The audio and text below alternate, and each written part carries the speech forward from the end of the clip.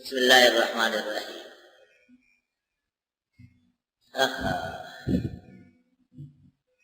جب ذبح ہوتا ہے، گائے ذبح ہو رہی، مرغی ذبح ہو رہی، حلال جانور جب ذبح ہوتے ہیں، بسم اللہ اللہ اکبر.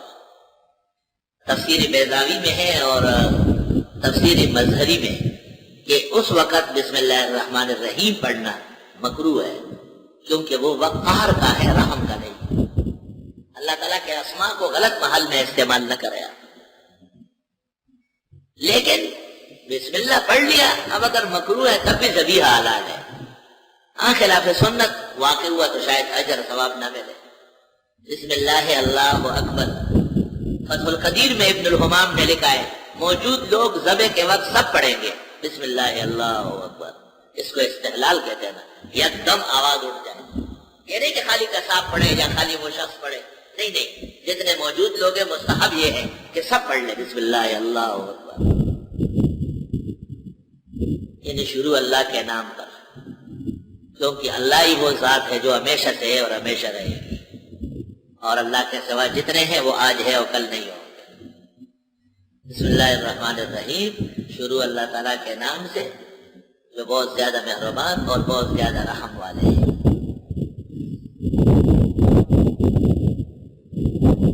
یہ بسم اللہ اس کو متعلق کرتے ہیں، اس کی کوئی ضرورت تو نہیں ہے. ابتدئو یا ابدؤ کے یا اشرؤ کے کمزور باتیں ہیں وہ سب. اس کا فعل وجوباً حذف ہوتا ہے جلالت کے لیے. بعض افعال غیر مؤثر ہوتے ہیں، جیسے کوئی کہے کہ تصواڑے تو دوبارہ کوئی نہیں کہتا ہے کہ میں پانی مانگتا ہوں. کیا مانگتے ہو؟ پانی. بس فعل حذف ہو گیا، اس کی ضرورت نہیں رہی. کلام فصیح تقاضا کرتا ہے کہ مقام بلاغت کے اندر افعال نہ ہو تو اسامی کا مقام ہو جاتے ہیں. سب یہ کو شکر نفسی ہے. بسم اللہ الرحمن الرحیم، اللہ اکبر. خط کے اندر بھی مسلمان کو بسم اللہ الرحمن الرحیم لکھنا مستحب طریقہ ہے.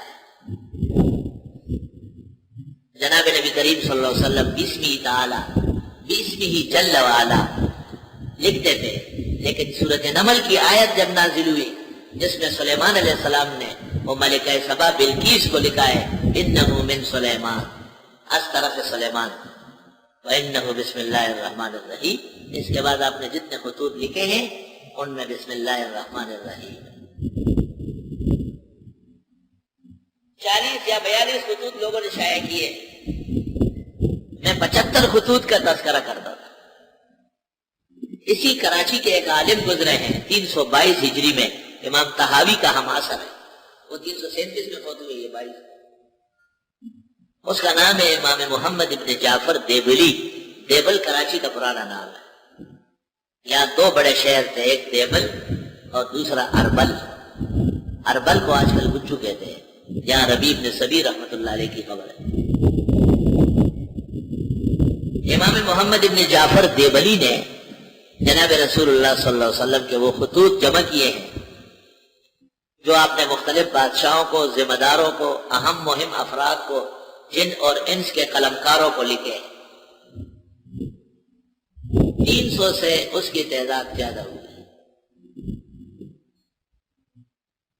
ہمارے پروفیسر عبدالشہید صاحب نے جو جس نسخے سے شائع کیے ہیں وہ مخروم نسخہ ہے. مخروم مانا کٹا ہوا، ان کو تھوڑے مل گئے.